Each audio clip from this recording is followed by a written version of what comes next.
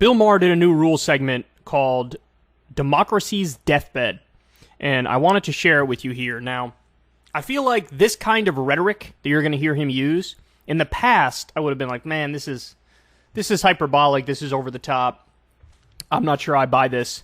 But look, in today's day and age, with everything I've seen from the far-right candidates, I actually think this is kind of true. So, look, in my opinion, this is the return of a based Bill Maher take. Let's watch, and then you guys tell me what you think. Finally, new rule, well, we had a good run. I know that's not really a rule, but since everything in America is about to change in a very fundamental way, what the fuck? Rules are about to go out the window. Tuesday is Election Day, and I know I should probably tell you to vote in what, honest to God, is really the most important election ever. So, okay, yes, you should vote. And it should be for the one party that still stands for democracy preservation.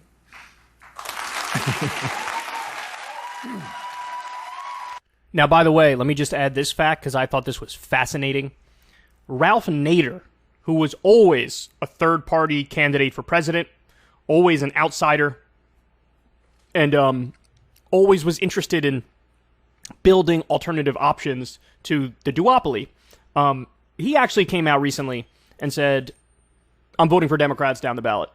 And he and somebody else released this website. I'm blanking on the name of it now. But it's like, look, here are all the reasons why. Here are the arguments that Democrats can and should use, because this is unlike any other moment we've had in history in terms of an organized far-right movement that is committed to genuinely not being any semblance of a democracy anymore. I mean, look, we're functionally an oligarchy already, right? But in terms of, these are people who don't even want there to be elections and to uphold the results and the outcomes of those elections. And they're kind of open about that fact.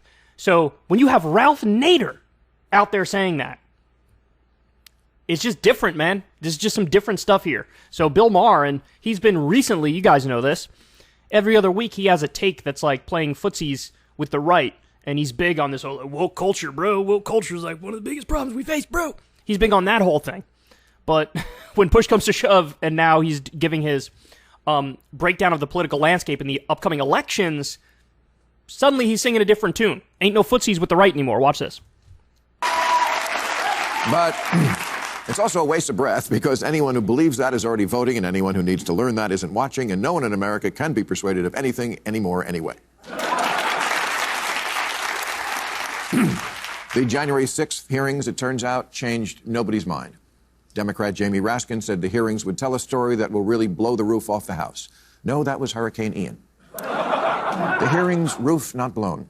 The committee did a masterful job laying out the case, but we live in partisan America now, so it's a little like doing stand-up when half the crowd only speaks Mandarin. No matter how good the material is, it's not going to go over. After all the hearings, the percentage of Americans who thought Trump did nothing wrong went up 3 points. That's America now. It's like trying to win an argument in a marriage. Even when you're right, it still gets you nothing.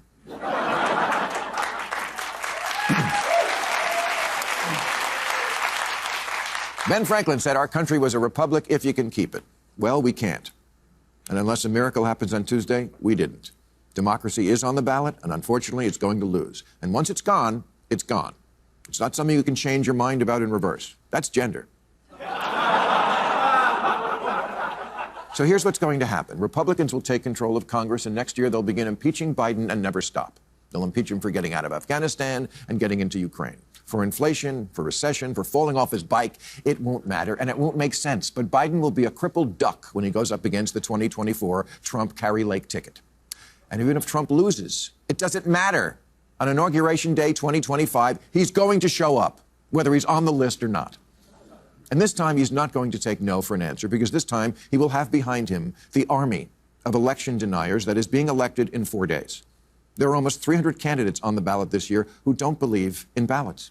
And they'll be the ones writing the rules and monitoring how votes are counted in 24. So this is the part that, look, that sounds hyperbolic, but it's actually true. It's accurate. And we've covered this as well.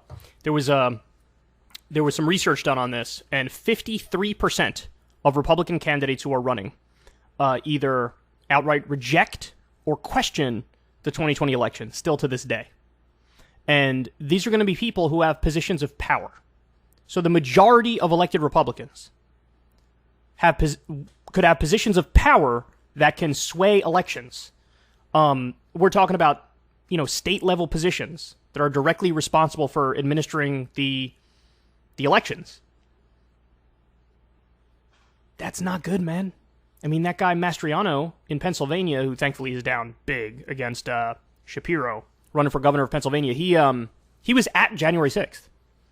And there's a lot of these people who are true Kool-Aid drinkers who are going to win. Like, you're going to have hundreds of these candidates win. And right now, I would venture to guess that right now, 95% of elected Republicans know that the 2020 election wasn't stolen by Joe Biden. 95% of them know that. Now, they might not be upfront about that, right? They might not say it because they don't want to piss off Trump and piss off the base and lose their job. But 95% of them know. Of course, Biden won. This new crop, the majority of them don't believe that. So what do you do in a situation where the lunatics take over the asylum? You can't get, the basics to go right. Nothing will be smooth again. Trump opened this door of, not only am I going to, make a side comment of that election was sketchy and this thing is questionable, but move on, right? I mean, Hillary famously, said he's an illegitimate president. Why? Because she got 3 or 4 million more votes. But she conceded the next day. It's not going to be that anymore. It's going to be, no, I am refusing to step down. I don't agree. You stole it. I don't need to present evidence. We're partisan America. my team is with me. And if we're the ones who control the levers of power, well, tough cookies for you. We're just going to stay in power. He opened the floodgates, and now we're in no man's land. And again, I used to think that was hyperbolic, but seeing everything that's happened from when Biden got elected until now, right? January 6th, Trump going out on Truth Social every other day and saying, put me back in, coach, I won the election, or at least redo it. People like Carrie Lake, who's leading in her race in Arizona, who's an insane conspiracy theorist. It's not good. And I think Maher's analysis so far is correct, to be honest with you. The facts, the policies, the behavior don't matter anymore. Trump could be filmed throwing a baby off a bridge and still win. Not to give Herschel Walker any ideas.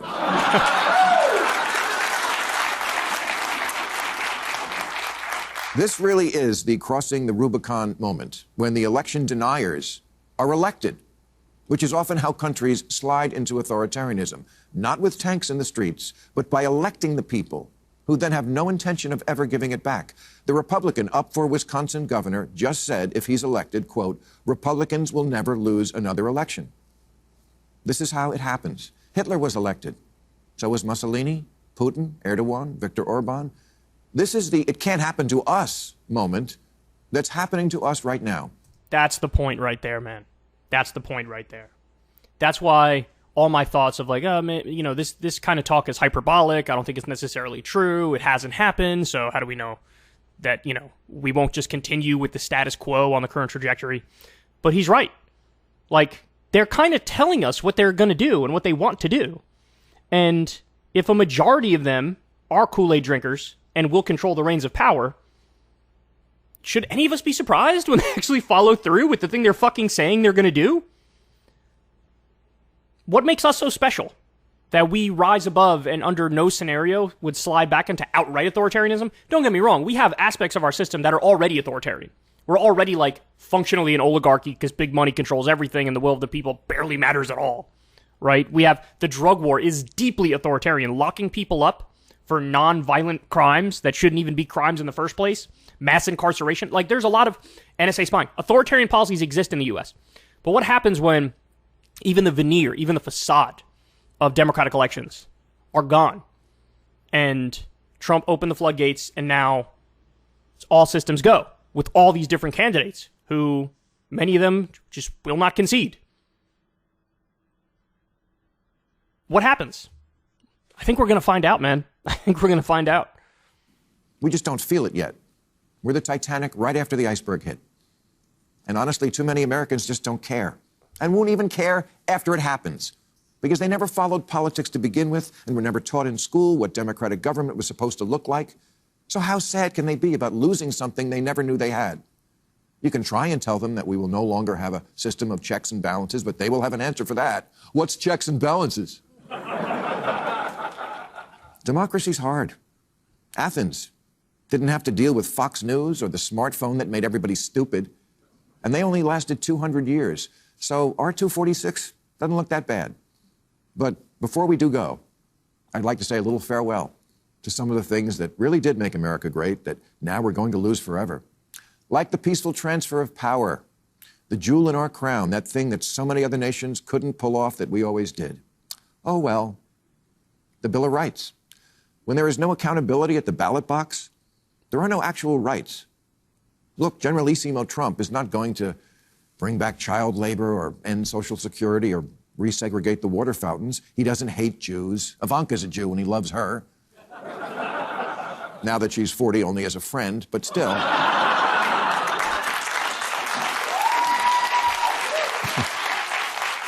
But make no mistake, it will be an entirely different way of life for many, because our elections will just be for show, like in China and Russia and all the other places Trump says are very strong. Free speech? Well, he's a man who's always taken criticism well. By the way, he sued Bill Maher because Bill Maher made a joke at his expense and said, you got to prove to me your dad isn't an orangutan because the color of your hair only exists on orangutans.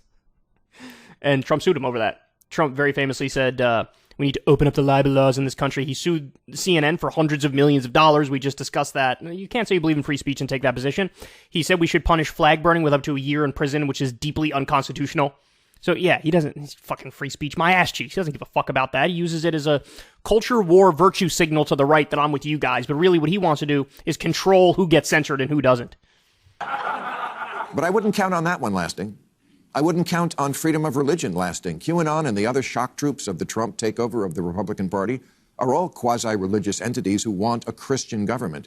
Oh, and the FBI might be replaced by an army of Proud Boys under the leadership of Michael Flynn. Even something like pot. Will it stay legal? It probably depends on whether Snoop Dogg calls Trump brilliant one day. I mean, that's... By the way, weed is not legal at the federal level. They're moving towards descheduling it, which would make it decriminalized, which is good, and Biden pardoned the nonviolent weed offenders at the federal level. But there are still states that can be very aggressive and crack down on it, even though in a lot of states it is legal at the state level. That's how things will be decided, not by the rule of law. Ah, the rule of law. That one was a real jewel. Yeah. Maybe our finest hour as Americans was after World War II when we gave even the defeated Nazis a fair trial. Justice Robert Jackson said that voluntarily submitting our captive, defeated enemies to the rule of law was one of the most significant tributes that power had ever paid to reason. Well, power will very soon not be paying any more tributes to reason. Not in America, anyway. So, yeah, I urge you to vote, but I've always been a realist. I'm afraid democracy is like the McRib. It's here now. It'll be around for a little bit longer, so enjoy it while you can. I would have called that hyperbolic not too long ago, but everything that's happened with Trump since he's left power leads me to believe that's really not hyperbolic. You're going to have elections being contested in a way that we've never seen before, and you have a far-right extremist brigade. If they get their hands on the reins of power, and they look like they're going to, it's all systems go, man. It's Lord only knows what direction they'll go in.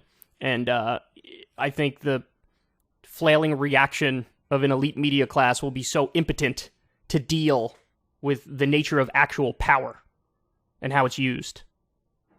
There's one more thing I want to show you. Let me pull it up. Give me 1 sec. Last night, I congratulated Donald Trump and offered to work with him on behalf of our country. I have just called President Obama to congratulate him on his victory. I had the honor of calling Senator Barack Obama to congratulate him. Please. I spoke to President Bush and I offered him and Laura our congratulations on their victory. Now the U.S. Supreme Court has spoken. While I strongly disagree with the court's decision, I accept it. The president is my opponent, not my enemy, and I wish him well and I pledge my support. And America must always come first, so we will get behind this new president and wish him well. This nation faces major challenges ahead, and we must work together. He has won. We are all Americans. He is our president. In bringing about an orderly transition of government in the weeks ahead. I congratulate you on your victory. Congratulations on your victory. We've got a president-elect. He's going to have my help. Cheers. I have no bitterness, no rancor at all. He will have my wholehearted support at your support. The people have rendered their verdict, and I gladly accept it. I urge all Americans to unite behind you, and every good American will wholeheartedly accept the will of the people. I accept the result of the election with complete goodwill. This is an embarrassment to our country. We were getting ready to win this election. Frankly, we did win this election. It was. That video is genuinely chilling. Genuinely chilling. And look, Al Gore actually won the election, right? When you recounted Florida in every which way, dimpled chads, hanging chads, however you counted it, Al Gore won Florida. But it was called on election night by Fox News. Jeb Bush was George W. Bush's brother, governor of Florida. They got ahead of it. They said Bush won. It wasn't true, but it already held. And so Al Gore, even though he actually won, conceded, right? And so there were sketchy elections even within that. Hillary Clinton won by 3 or 4 million votes, conceded the next day. Donald Trump, the only one in this video, opened the floodgates, contesting the election. Now 53% of Republicans believe in the same philosophy, would do the same thing. So, look, what happens moving forward? If the Republicans win, and at some point in some election in the future, they're going to win, right? Even if it's not in the midterms, which it probably will be, but even if it's not, at some point they're going to win. If it is this same flavor of Republican, they have gone full authoritarian. Full authoritarian. There's no even paying lip service. It's just mask off type shit. And that's terrifying.